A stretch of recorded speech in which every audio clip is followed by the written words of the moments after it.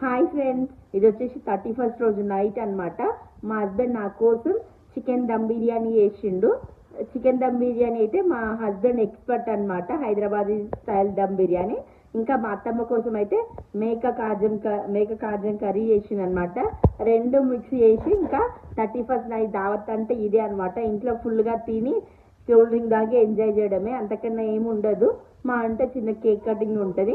అయితే ఈ 31st అంటే నెక్స్ట్ 2024 జనవరి 1 నుంచి నేను ఈ విధంగానే తినే వీడియోస్ మీతో షేర్ చేసుకుంటాను. ఇంకా నాకేమేమి ఇష్టమో మీతో షేర్ చేసుకుంటాను.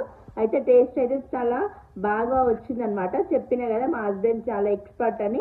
ఇంకా 2024 నుంచి నేను అన్ని వాయిస్ ఓవర్ వీడియోసే చేస్తా.